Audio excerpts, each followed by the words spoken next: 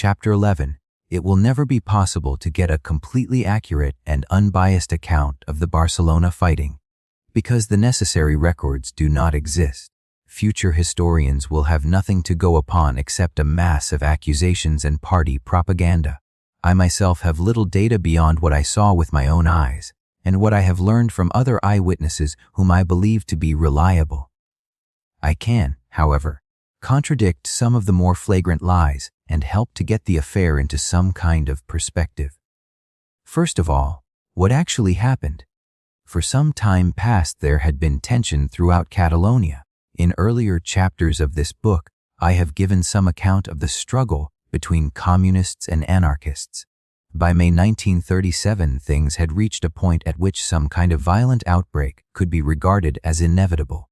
The immediate cause of friction was the government's order to surrender all private weapons, coinciding with the decision to build up a heavily armed non-political police force from which trade union members were to be excluded.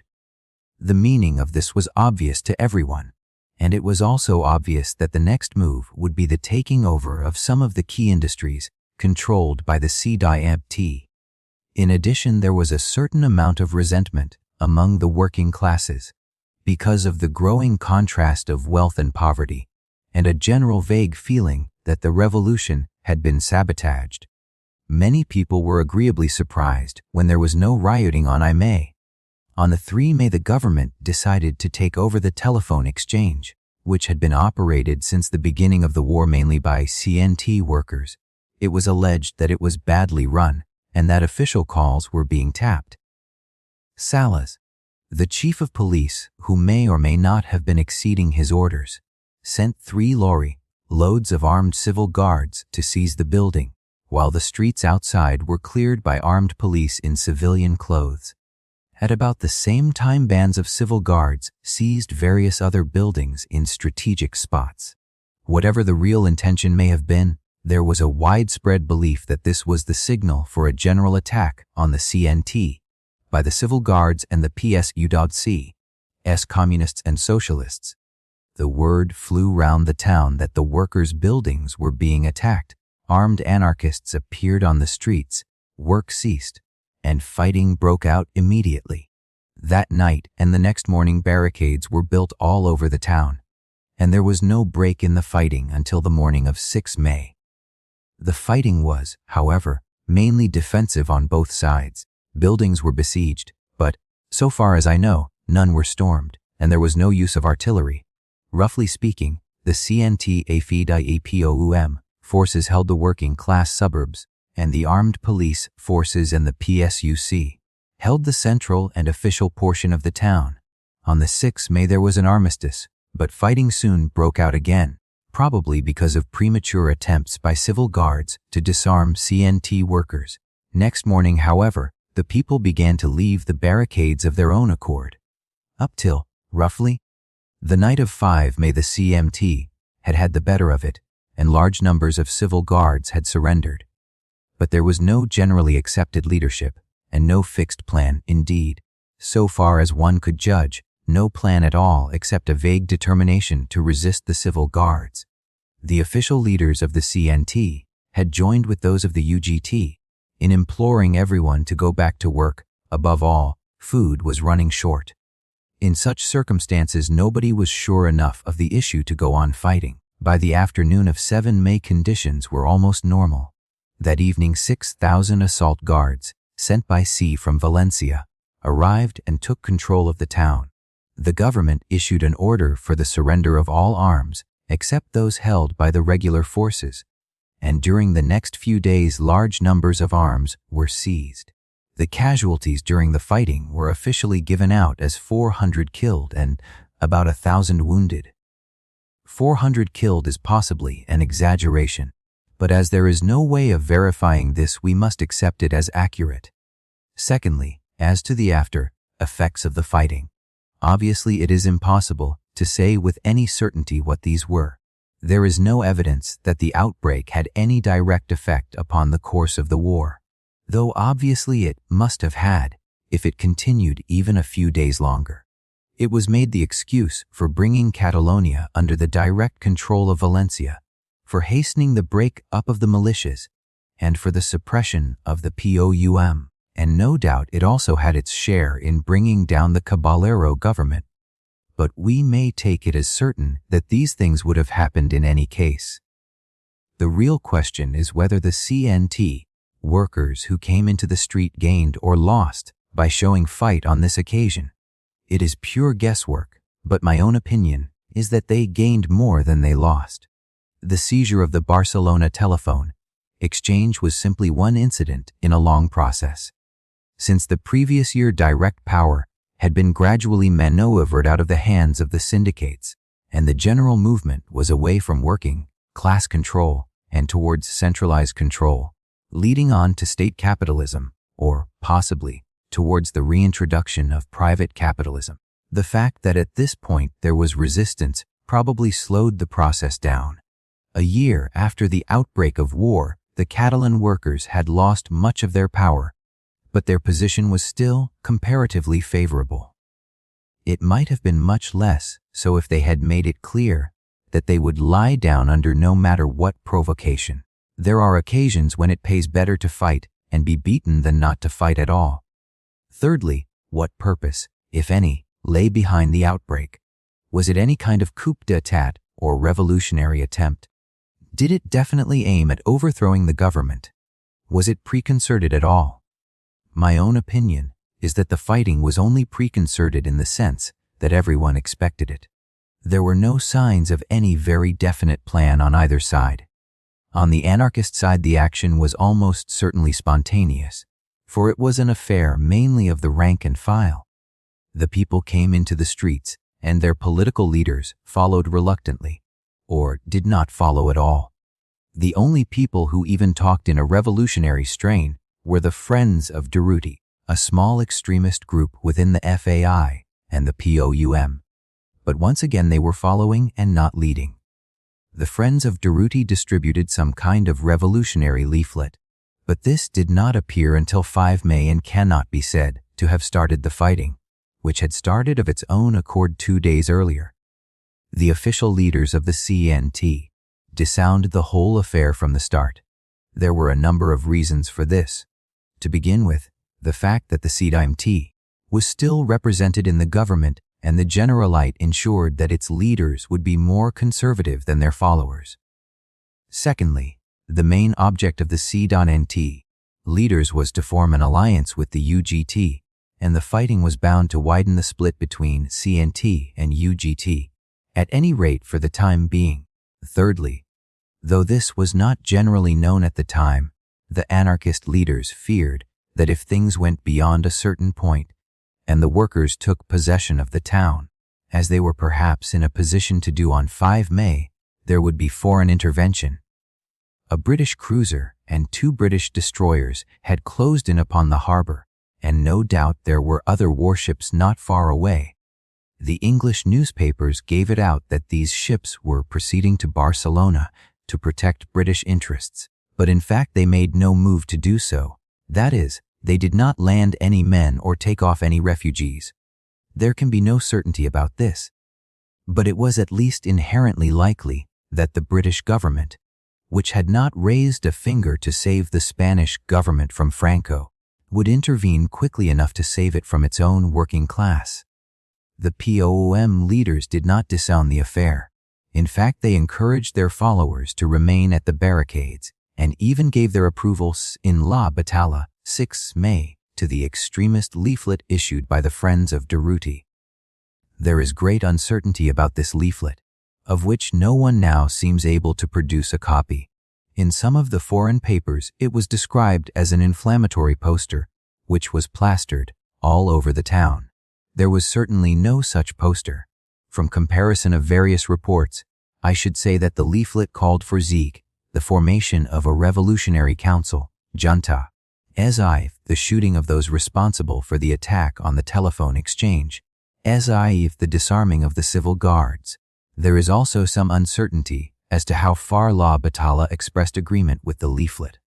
I myself did not see the leaflet or La Batalla of that date. The only handbill I saw during the fighting was one issued by the tiny group of Trotskyists, Bolshevik Leninists, on 4 May. This merely said, "Everyone to the barricades, general strike of all industries except war industries." Why, in other words, it merely demanded what was happening already. But in reality, the attitude of the POUM leaders was hesitating. They had never been in favor of insurrection until the war against Franco was won. On the other hand, the workers had come into the streets, and the POUM leaders took the rather pedantic Marxist line that when the workers are on the streets, it is the duty of the revolutionary parties to be with them. Hence, in spite of uttering revolutionary slogans about the reawakening of the spirit of 19 July and so forth, they did their best to limit the workers' action to the defensive. They never, for instance, ordered an attack on any building. They merely ordered their followers to remain on guard and, as I mentioned in the last chapter, not to fire when it could be avoided. La Battaglia also issued instructions that no troops were to leave the front. Her note 9, below as far as one can estimate it. I should say that the responsibility of the POUM amounts to having urged everyone to remain at the barricades and probably to having persuaded a certain number to remain there longer than they would otherwise have done. Those who were in personal touch with the POUM leaders at the time, myself was not, have told me that they were in reality dismayed by the whole business, but felt that they had got to associate themselves with it. Afterwards, of course, political capital was made out of it in the usual manner. Gorkin, one of the POUM leaders, even spoke later of the glorious days of May. From the propaganda point of view, this may have been the right line.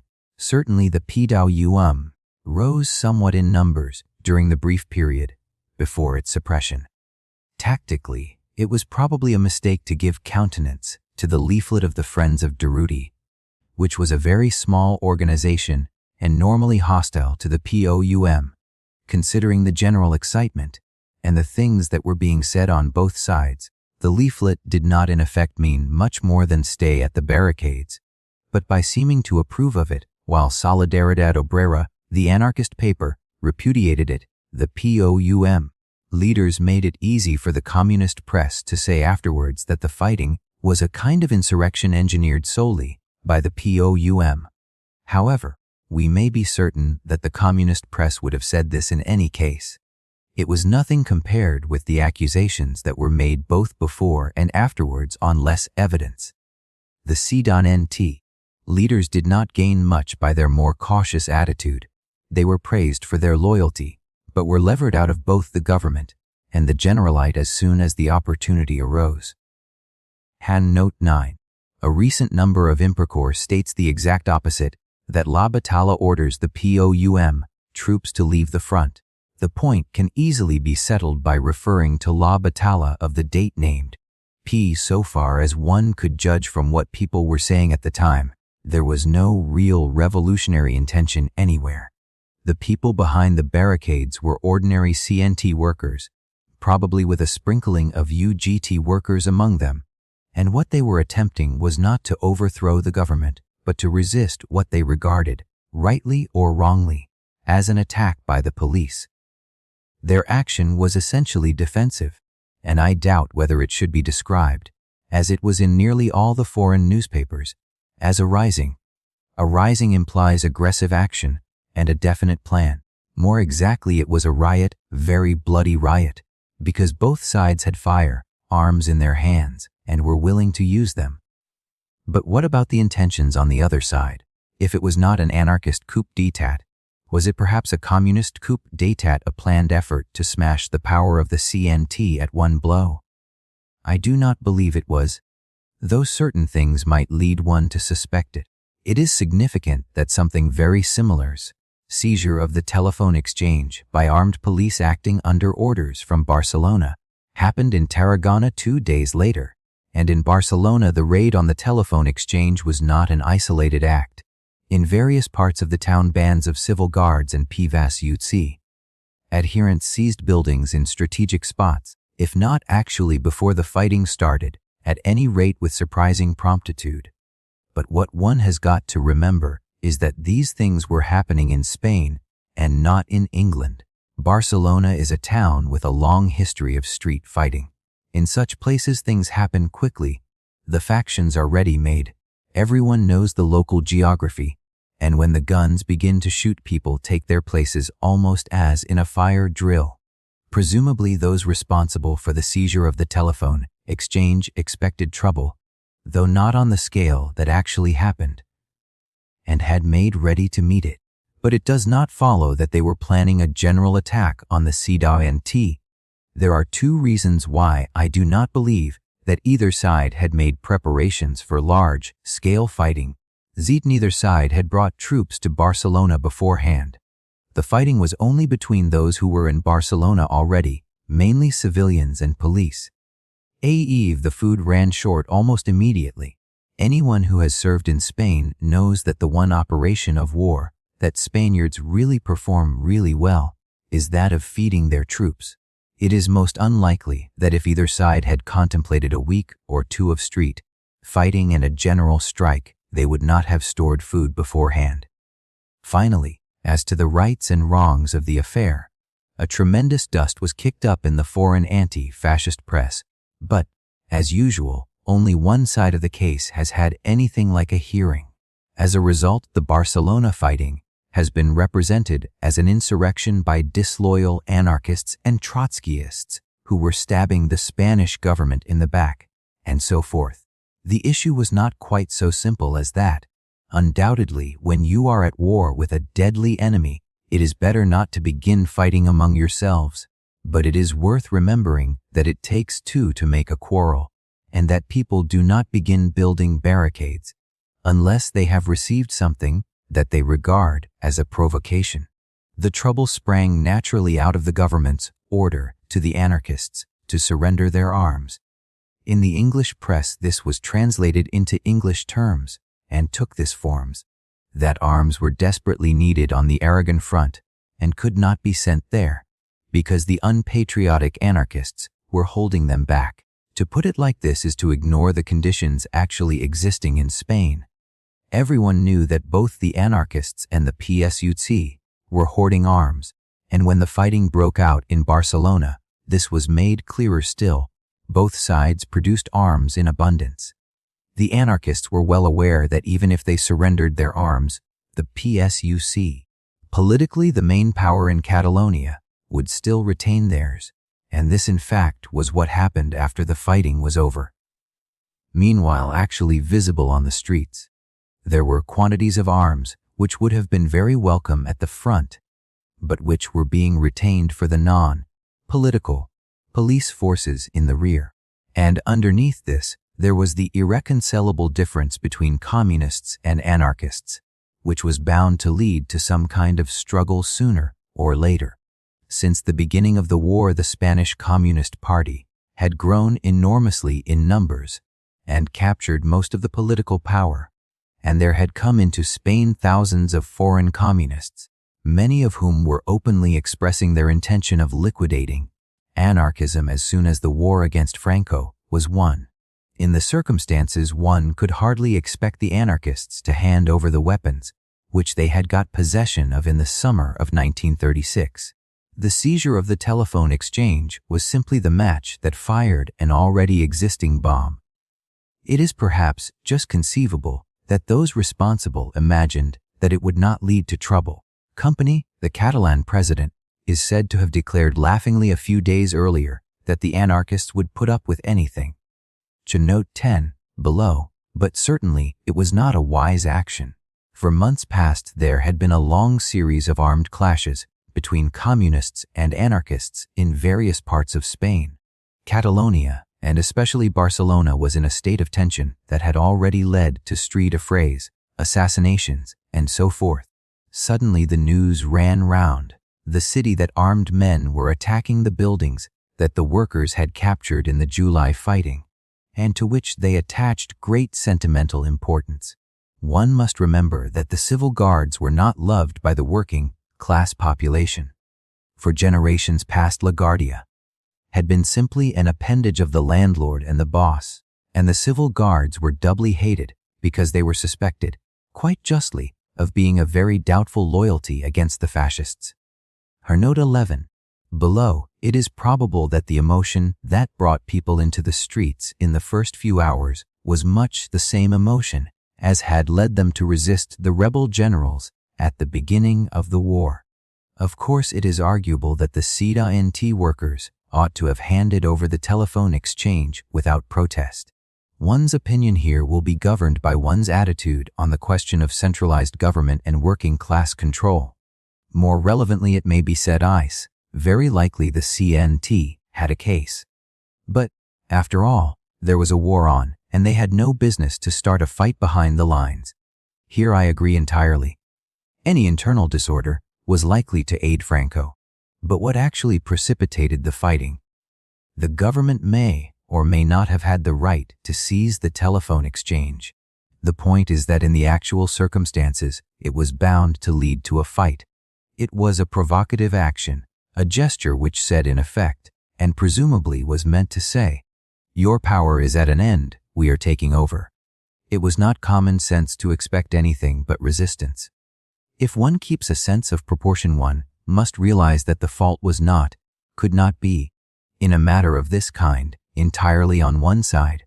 The reason why a one-sided version has been accepted is simply that the Spanish revolutionary parties have no footing in the foreign press. In the English press, in particular, you would have to search for a long time before finding any favorable reference, at any period of the war, to the Spanish anarchists. They have been systematically denigrated, and, as I know by my own experience, it is almost impossible to get anyone to print anything in their defense. Note 10. New Statesman, 14 May. Note 11. At the outbreak of war, the civil guards had everywhere sided with the stronger party. On several occasions later in the war, e.g. at Santander, the local civil guards went over to the fascists in a body. I have tried to write objectively about the Barcelona fighting, though, obviously, no one can be completely objective on a question of this kind. One is practically obliged to take sides, and it must be clear enough which side I am on. Again, I must inevitably have made mistakes of fact, not only here but in other parts of this narrative. It is very difficult to write accurately about the Spanish War because of the lack of non-propagandist documents. I warn everyone against my bias, and I warn everyone against my mistakes. Still, I have done my best to be honest. But it will be seen that the account I have given is completely different from that which appeared in the foreign, and especially the communist press. It is necessary to examine the communist version, because it was published all over the world, has been supplemented at short intervals ever since, and is probably the most widely accepted one. In the communist and pro-communist press, the entire blame for the Barcelona fighting was laid upon the POUM. The affair was represented not as a spontaneous outbreak, but as a deliberate, planned insurrection against the government, engineered solely by the POUM, with the aid of a few misguided uncontrollables. More than this, it was definitely a fascist plot, carried out under fascist orders with the idea of starting civil war in the rear and thus paralyzing the government. The POUM was Franco's fifth column, a Trotskyist organization working in league with the fascists. According to the Daily Worker, the Leavenmate, the German and Italian agents, who poured into Barcelona ostensibly to prepare the notorious Congress of the Fourth International, had one big task. It was this: they were in cooperation with the local Trotskyists to prepare a situation of disorder and bloodshed in which it would be possible for the Germans and Italians to declare that they were unable to exercise naval control of the Catalan coasts effectively because of the disorder prevailing in Barcelona, and were, therefore, unable to do otherwise than land forces in Barcelona. In other words, what was being prepared was a situation in which the German and Italian governments could land troops or marines quite openly on the Catalan coasts, declaring that they were doing so in order to preserve them order. The instrument for all this lay ready to hand for the Germans and Italians in the shape of the Trotskyist organization known as the POUM.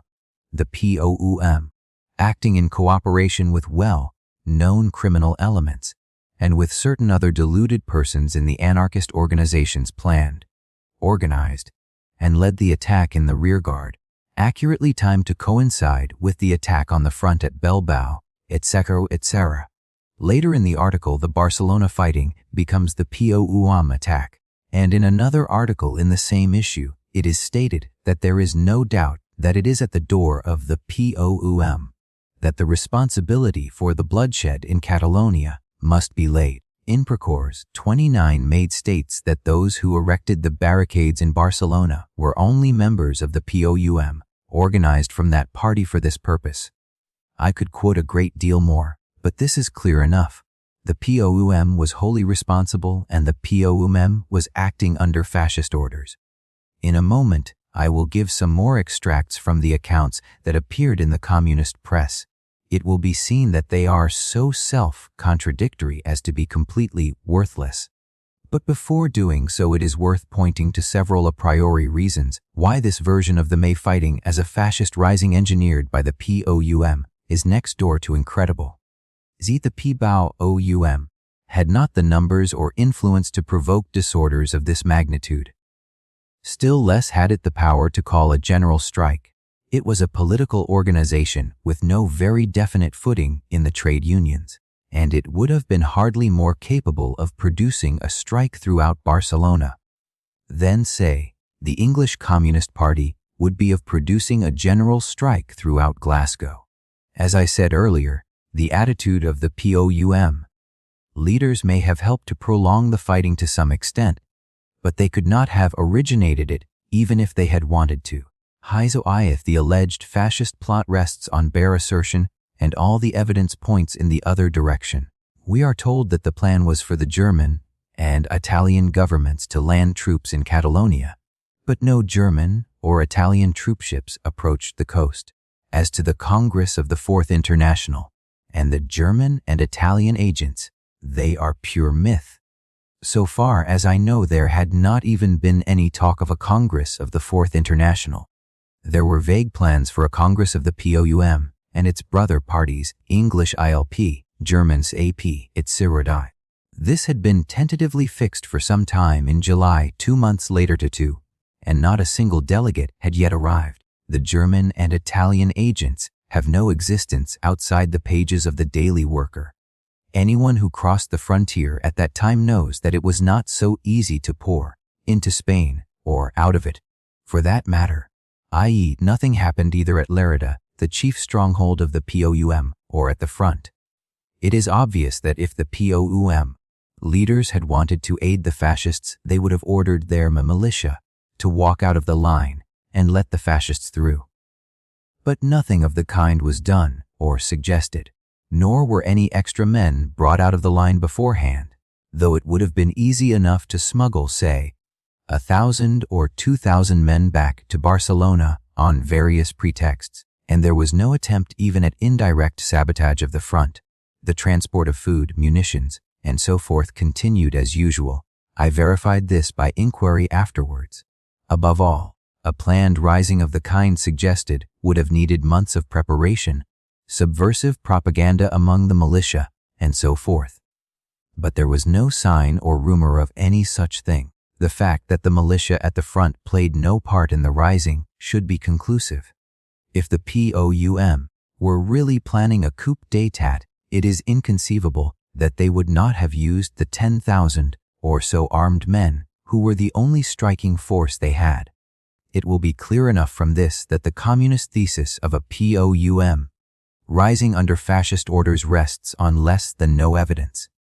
I will add a few more extracts from the communist press. The communist accounts of the opening incident, the raid on the telephone exchange, are illuminating. They agree in nothing except in putting the blame on the other side. It is noticeable that in the English communist papers the blame is put first upon the anarchists and only later upon the POUM. There is a fairly obvious reason for this. Not everyone in England has heard of Trotskyism, whereas every English-speaking person shudders at the name of anarchist. Let it once be known that anarchists are implicated, and the right atmosphere of prejudice is established. After that, the blame can safely be transferred to the Trotskyists. The Daily Worker begins thus as in 6 May. A minority gang of anarchists on Monday and Tuesday seized and attempted to hold the telephone and telegram buildings and started firing into the street. There is nothing like starting off with a reversal of roles. The civil guards attack a building held by the CNT, so the CNT are represented as attacking their own building, attacking themselves.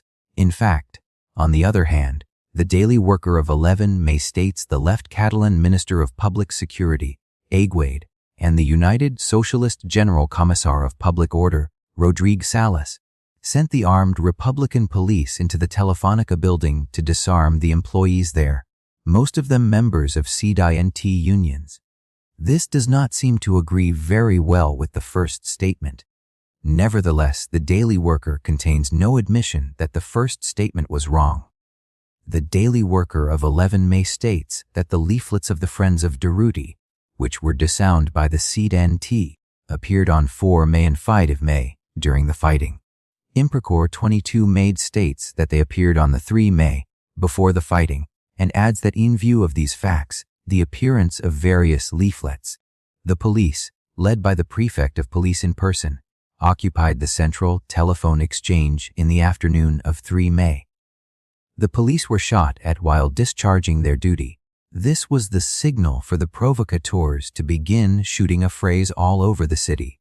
And here is Imprecore for 29 May at 3 o'clock in the afternoon. The Commissar for Public Security, Comrade Salas, went to the telephone exchange, which on the previous night had been occupied by 50 members of the POUM and various uncontrollable elements. This seems rather curious. The occupation of the telephone exchange by 50 POUM members is what one might call a picturesque circumstance, and one would have expected somebody to notice it at the time. Yet it appears that it was discovered only 3 or 4 weeks later. In another issue of Imprecore, the 50 POUM members become 50 POUM militiamen. It would be difficult to pack together more contradictions than are contained in these few short passages. At one moment the CNT are attacking the telephone exchange.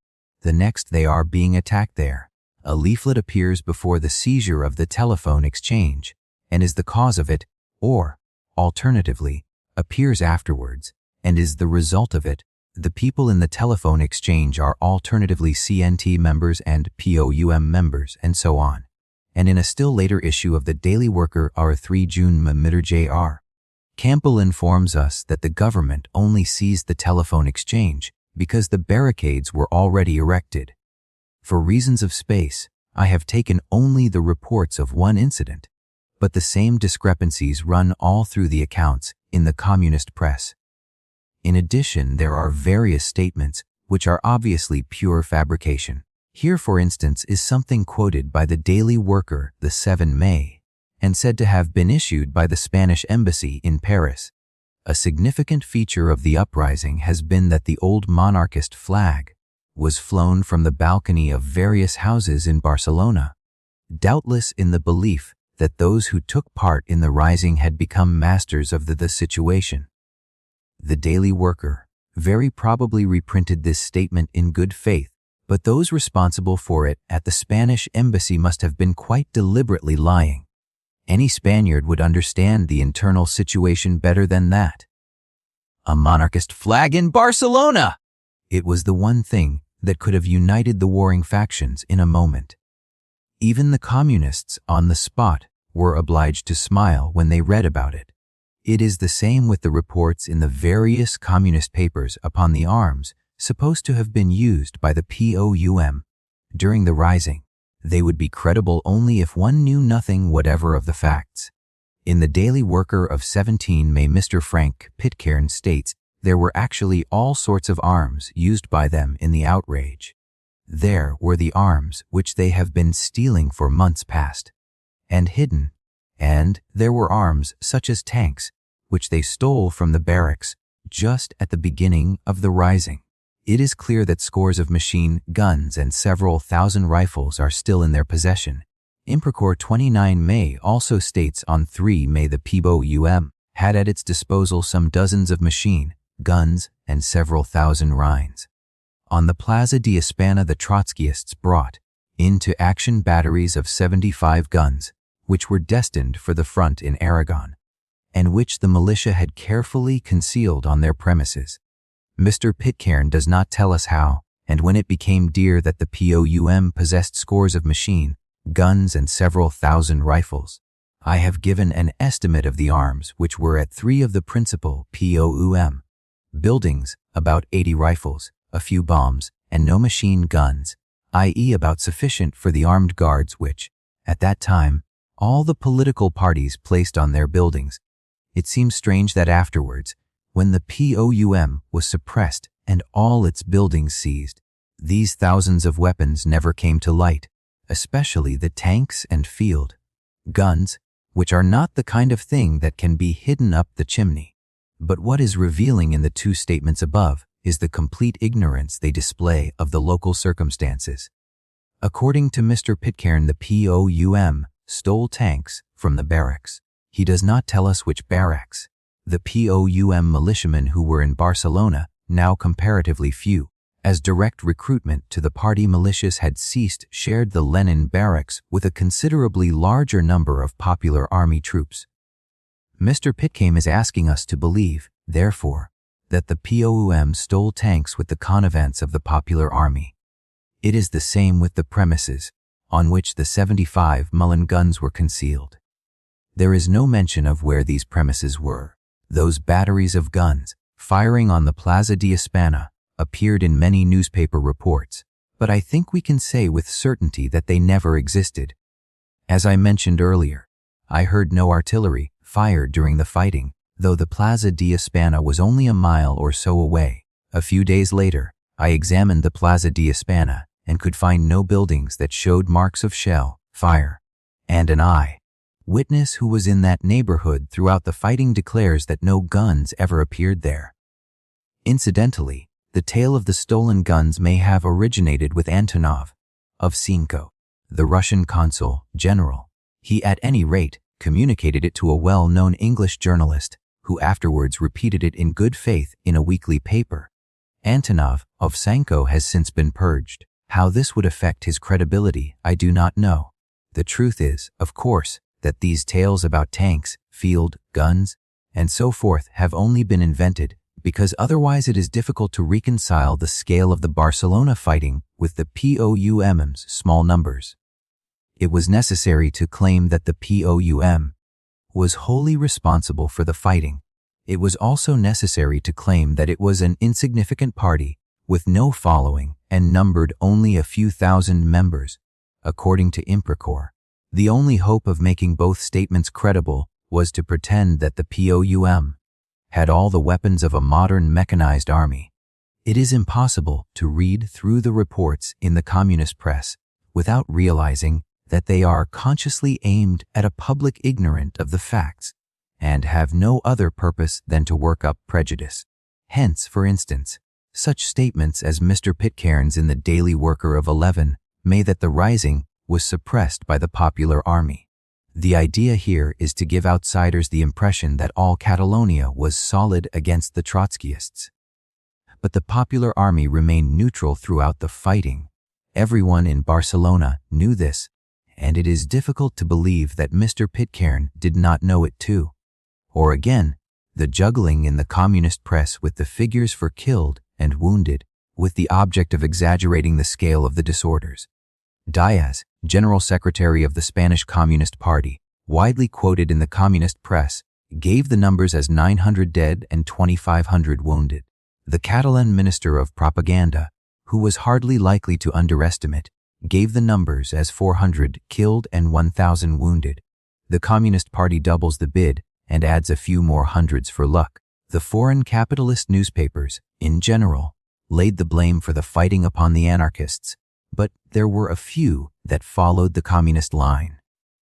One of these was the English News Chronicle, whose correspondent, Mr. John Langdon Davies, was in Barcelona at the tune I quote portions of his article, Here a Trotskyist Revolt Lender. This has not been an anarchist uprising. It is a frustrated putsch of the Trotskyist, POUM, working through their controlled organizations of Friends of Durruti and Libertarian Youth. The tragedy began on Monday afternoon when the government sent armed police into the telephone building to disarm the workers there, mostly CNT men. Grave irregularities in the service had been a scandal for some time. A large crowd gathered in the Plaza de Catalunya outside, while the CNT men resisted, retreating floor by floor to the top of the building. The incident was very obscure, but word went round that the government was out against the anarchists. The streets filled with armed men. Though by nightfall every workers' center and government building was barricaded, and at 10 o'clock the first volleys were fired and the first ambulances began ringing their way through the streets. By dawn all Barcelona was under fire. As the day wore on and the dead mounted to over 100, one could make a guess at what was happening. The anarchist CNT and socialist UGT were not technically out in the street. So long as they remained behind the barricades, they were merely watchfully waiting, an attitude which included the right to shoot at anything armed in the open street. The general bursts were invariably aggravated by pecos, hidden solitary men, usually fascists, shooting from roof tops at nothing in particular, but doing all they could to add to the general panic and die. By Wednesday evening, however, it began to be clear who was behind the revolt. All the walls had been plastered with an inflammatory poster calling for an immediate revolution and for the shooting of Republican and socialist leaders. It was signed by the Friends of Durruti. On Thursday morning, the anarchists daily denied all knowledge or sympathy with it, but La Battaglia, the POUM paper, reprinted the document with the highest praise. Barcelona, the first city of Spain, was plunged into bloodshed by agents provocateurs using this subversive organization. This does not agree very completely with the communist versions I have quoted above, but it will be seen that even as it stands, it is self-contradictory. First, the affair is described as a Trotskyist revolt. Then it is shown to have resulted from a raid on the telephone building and the general belief that the government was out against the anarchists. The city is barricaded and both CNT and UGT are behind the barricades. 2 days afterwards, the inflammatory poster. Actually, a leaflet appears, and this is declared by implication to have started the whole business. Effect preceding cause. But there is a piece of very serious misrepresentation here.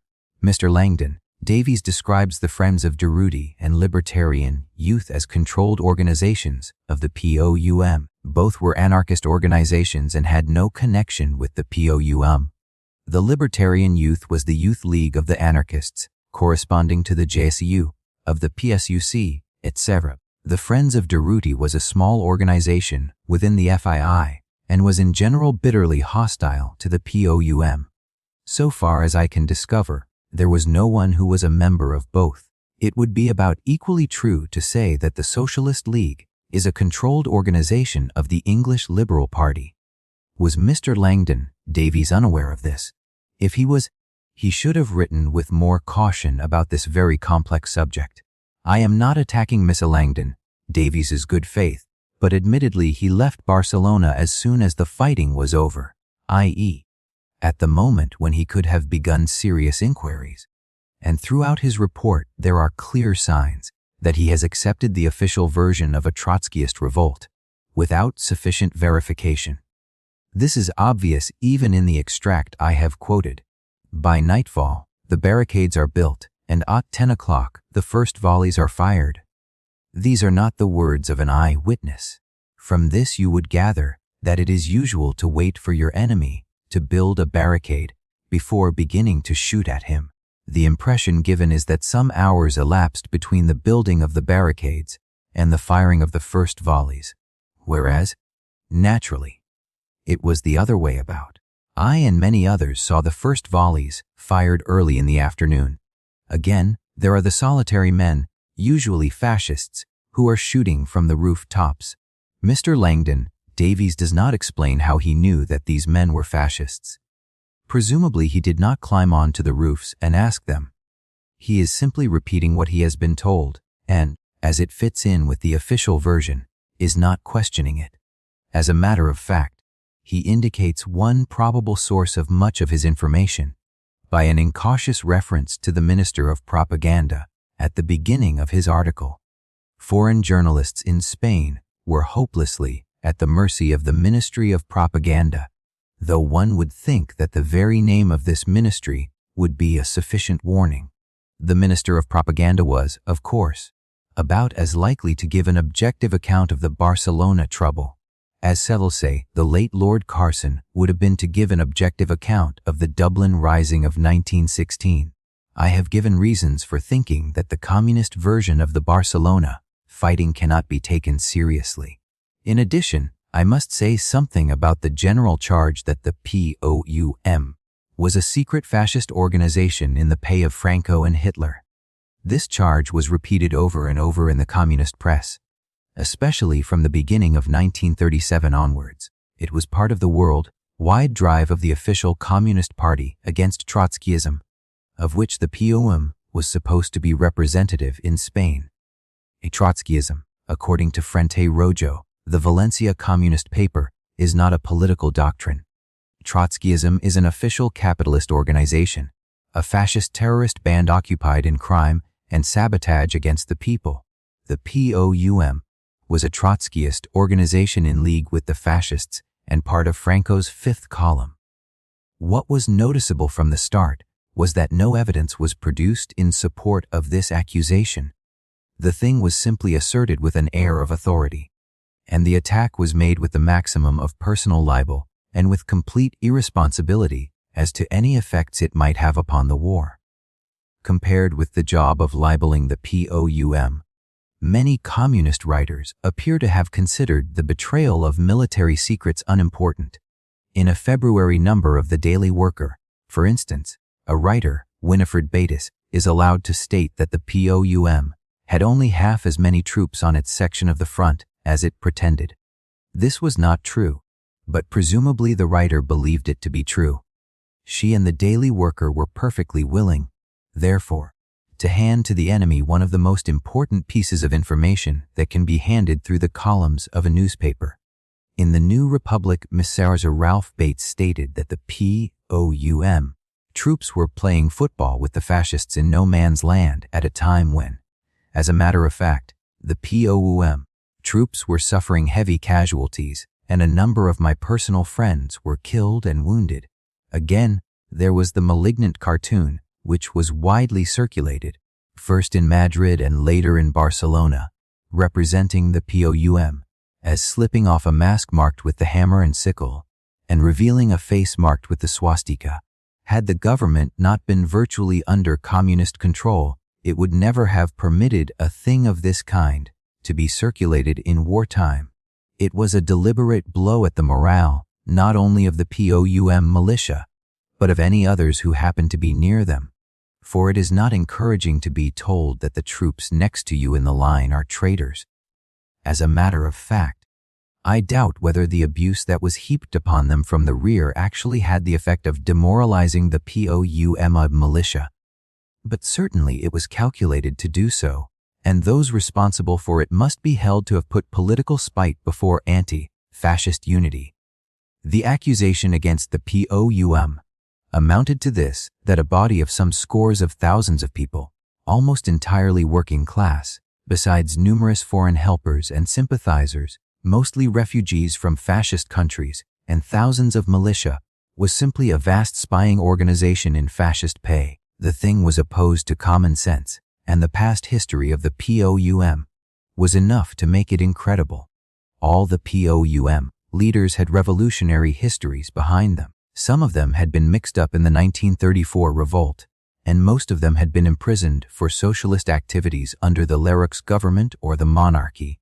In 1936, its then leader, Joaquin Marin, was one of the deputies who gave warning in the Cortes of Franco's impending revolt. Some time after the outbreak of war, he was taken prisoner by the fascists while trying to organize resistance in Franco's rear. When the revolt broke out, the POUM played a conspicuous part in resisting it, and in Madrid, in particular, many of its members were killed in the street, fighting. It was one of the first bodies to form columns of militia in Catalonia and Madrid.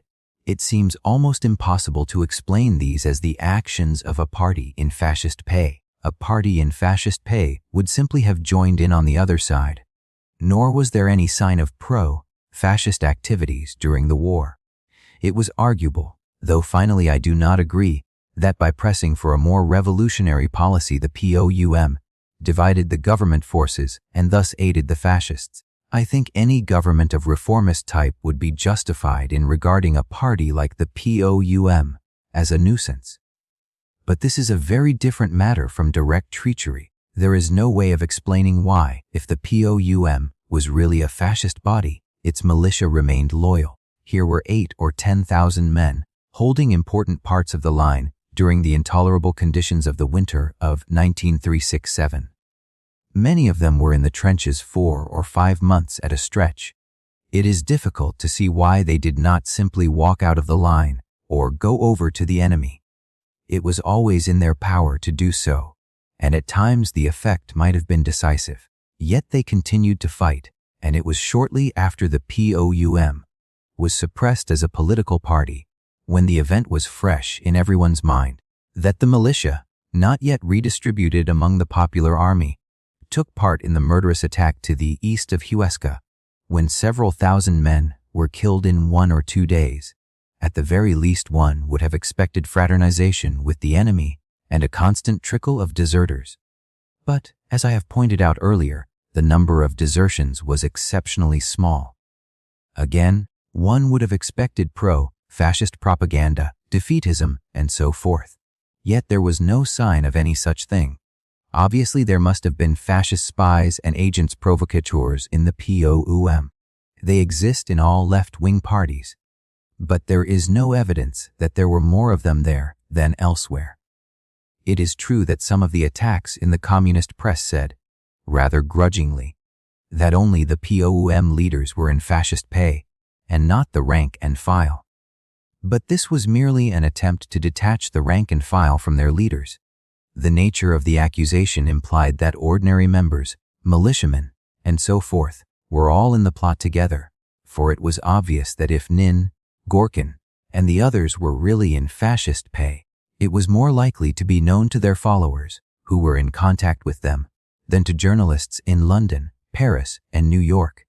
And in any case, when the POUM was suppressed, the communist-controlled secret police acted on the assumption that all were guilty alike and arrested everyone connected with the POUM, whom they could lay hands on, including even wounded men, hospital nurses, wives of POUM members, and in some cases, even children.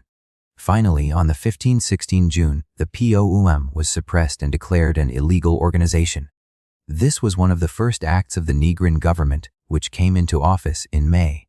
When the executive committee of the POUM had been thrown into jail, the communist press produced what purported to be the discovery of an enormous fascist plot. For a while, the communist press of the whole world was flaming with this kind of thing. Daily Worker, 21 June, summarizing various Spanish communist papers, Spanish Trotskyists plot with Franco, following the arrest of a large number of leading Trotskyists in Barcelona and elsewhere. There became known, over the weekend, details of one of the most ghastly pieces of espionage ever known in wartime, and the ugliest revelation of Trotskyist treachery to date. Documents in the possession of the police, together with the full confession of no less than 200 persons under arrest, prove, etc. What these revelations proved was that the POUM leaders were transmitting military secrets to General Franco by radio, were in touch with Berlin, and were acting in collaboration with the secret fascist organization in Madrid. In addition, there were sensational details about secret messages in invisible ink, a mysterious document signed with the letter N, standing for 9, and so on and so forth. But the final upshot was this: 6 months after the event. As I write, most of the POUM leaders are still in jail, but they have never been brought to trial, and the charges of communicating with Franco by radio, etc., have never even been formulated. Had they really been guilty of espionage, they would have been tried and shot in a week, as so many fascist spies had been previously. But not a scrap of evidence was ever produced except the unsupported statements in the communist press. As for the 200 full confessions, which, if they had existed, would have been enough to convict anybody, they have never been heard of again. They were, in fact, 200 efforts of somebody's imagination. More than this, most of the members of the Spanish government have disclaimed all belief in the charges against the POUM. Recently, the cabinet decided by 5-2 in favor of releasing anti-fascist political prisoners, the two dissentients being the communist ministers. In August, an international delegation headed by James Maxton MP went to Spain to inquire into the charges against the POUM and the disappearance of Andrés Nin. Prieto, the Minister of National Defense; Irujo, the Minister of Justice; Zugazagoitia, Minister of the Interior; Ortega y Gasset, the Procurer General; Prat Garcia, and others all repudiated any belief in the POUM leaders being guilty of espionage. Irujo added that he had been through the dossier of the case, that none of the so-called pieces of evidence would bear examination, and that the document supposed to have been signed by Nin was valueless, i.e., a forgery. Prieto considered the POUM leaders to be responsible for the May fighting in Barcelona, but dismissed the idea of their being fascist spies. What is most grave, he added, is that the arrest of the POUM leaders was not decided upon by the government, and the police carried out these arrests on their own authority. Those responsible are not the heads of the police, but their entourage, which has been infiltrated by the communists according to their usual custom. He cited other cases of illegal arrests by the police. Irujo likewise declared that the police had become quasi-independent and were in reality under the control of foreign communist elements. Prieto hinted fairly broadly to the delegation that the government could not afford to offend the Communist Party while the Russians were supplying arms. When another delegation, headed by John McGovern LP, went to Spain in December, they got much the same answers as before, and Zugazagoitia, the Minister of the Interior, repeated Prieto's hint in even plainer terms. We have received aid from Russia and have had to permit certain actions which we did not like. As an illustration of the autonomy of the police, it is interesting to learn that even with a signed order from the Director of Prisons and the Minister of Justice, McGovern and the others could not obtain admission to one of the secret prisons maintained by the Communist Party in Barcelona. Note 12. For reports on the two delegations, see Le Populaire 7 September, Lailich 18 September, report on the Maxton delegation, published by Independent News, 219 Rue Saint-Denis, Paris, and McGovern's pamphlet Terror in Spain. I think this should be enough to make the matter clear. The accusation of espionage against the POUM rested solely upon articles in the communist press and the activities of the communist-controlled secret police. The POUM leaders and hundreds or thousands of their followers are still in prison, and for 6 months past the communist press has continued to clamor for the execution of the traitors.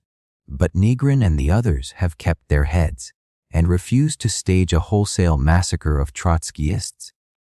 Considering the pressure that has been put upon them, it is greatly to their credit that they have done so.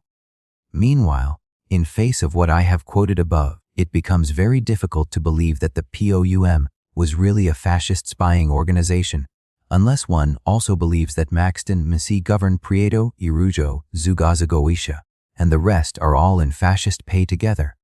Finally, as to the charge that the POUM was Trotskyist, this word is now flung about with greater and greater freedom, and it is used in a way that is extremely misleading and is often intended to mislead. It is worth stopping to define it. The word Trotskyist is used to mean 3 distinct things. One who, like Trotsky, advocates world revolution as against socialism in a single country. More loosely, a revolutionary extremist. Zai, a member of the actual organization of which Trotsky is head. Sero, i.e. a disguised fascist posing as a revolutionary who acts especially by sabotage in the USSR, but in general by splitting and undermining the left-wing forces. In sense E, the POUM could probably be described as Trotskyist. So can the English ILP, the German SDAP, the left socialists in France, and so on. But the POUM had no connection with Trotsky or the Trotskyist Bolshevik Leninist organization. When the war broke out, the foreign Trotskyists, who came to Spain, 15 or 20 in numbered, worked at first for the POUM as the party nearest to their own viewpoint, but without becoming party members. Later, Trotsky ordered his followers to attack the POUM's policy, and the Trotskyists were purged from the party offices, though a few remained in the militia. Nin, the POUM leader after Morin's capture by the fascists, was at one time Trotsky's secretary, but had left him some years earlier and formed the POUM by the amalgamation of various opposition communists with an earlier party, the Workers' and Peasants' Bloc. Nun's one-time association with Trotsky has been used in the communist press to show that the POUM was really Trotskyist. By the same line of argument, it could be shown that the English Communist Party is really a fascist organization because of Mr. John Strachey's one-time association with Sir Oswald Mosley. In sense II, the only exactly defined sense of the word, the POUM was certainly not Trotskyist. It is important to make this distinction because it is taken for granted by the majority of communists that a Trotskyist in sense AUE is invariably a Trotskyist in sense AIEEIE, that the whole Trotskyist organization is simply a fascist spying machine. Trotskyism only came into public notice in the time of the Russian sabotage trials, and to call a man a Trotskyist is practically equivalent to calling him a murderer, agent provocateur, etc. But at the same time, anyone who criticizes communist policy from a left-wing standpoint is liable to be denounced as a Trotskyist. Is it then asserted that everyone professing revolutionary extremism is in fascist pay? In practice it is or is not, according to local convenience. When Maxton went to Spain with the delegation I have mentioned above, Verdad, Frente Rojo, and other Spanish communist papers instantly denounced him as a Trotsky, fascist, spy of the Gestapo, and so forth. Yet the English communists were careful not to repeat this accusation. In the English communist press, Maxton becomes merely a reactionary enemy of the working class, which is conveniently vague. The reason, of course, is simply that several sharp lessons have given the English communist press a wholesome dread of the law of libel. The fact that the accusation was not repeated in a country where it might have to be proved is sufficient confession that it is a lie. It may seem that I have discussed the accusations against the POUM at greater length than was necessary, compared with the huge miseries of a civil war. This kind of internecine squabble between parties, with its inevitable injustices and false accusations, may appear trivial. It is not really so. I believe that libels and press campaigns of this kind, and the habits of mind they indicate, are capable of doing the most deadly damage to the anti-fascist cause. Anyone who has given the subject a glance knows that the communist tactic of dealing with political opponents by means of trumped-up accusations is nothing new. Today the key word is Trotsky, fascist. Yesterday it was social fascist. It is only 6 or 7 years since the Russian state trials proved that the leaders of the Second International, including, for instance, Leon Blum and prominent members of the British Labour Party, were hatching a huge plot for the military invasion of the USSR. Yet today the French communists are glad enough to accept Blum as a leader, and the English communists are raising heaven and earth to get inside the Labour Party. I doubt whether this kind of thing pays, even from a sectarian point of view. And meanwhile there is no possible doubt about the hatred and dissension that the Trotsky fascist accusation is causing. Rank and file communists everywhere are led away on a senseless witch hunt after Trotskyists, and parties of the type of the POUM are driven back into the terribly sterile position of being mere anti-communist parties. There is already the beginning of a dangerous split in the world working class movement. A few more libels against life-long socialists, a few more frame-ups like the charges against the POUM, and the split may become irreconcilable. The only hope is to keep political controversy on a plane where exhaustive discussion is possible. Between the communists and those who stand or claim to stand to the left of them, there is a real difference. The communists hold that fascism can be beaten by alliance with sections of the capitalist class, the Popular Front. Their opponents hold that this maneuver simply gives fascism new breeding grounds. The question has got to be settled. To make the wrong decision may be to land ourselves in for centuries of semi-slavery. But so long as no argument is produced except a scream of Trotsky, fascist, the discussion cannot even begin. It would be impossible for me, for instance, to debate the rights and wrongs of the Barcelona fighting with a Communist Party member, because no communist, that is to say, no good communist, could admit that I have given a truthful account of the facts. If he followed his party line dutifully, he would have to declare that I am lying or, at best, that I am hopelessly misled, and that anyone who glanced at the Daily Worker headlines 1,000 miles from the scene of events knows more of what was happening in Barcelona than I do. In such circumstances, there can be no argument. The necessary minimum of agreement cannot be reached. What purpose is served by saying that men like Maxton are in fascist pay? Only the purpose of making serious discussion impossible. It is as though in the middle of a chess tournament one competitor should suddenly begin screaming that the other is guilty of arson or bigamy. The point that is really at issue remains untouched. Libel settles nothing.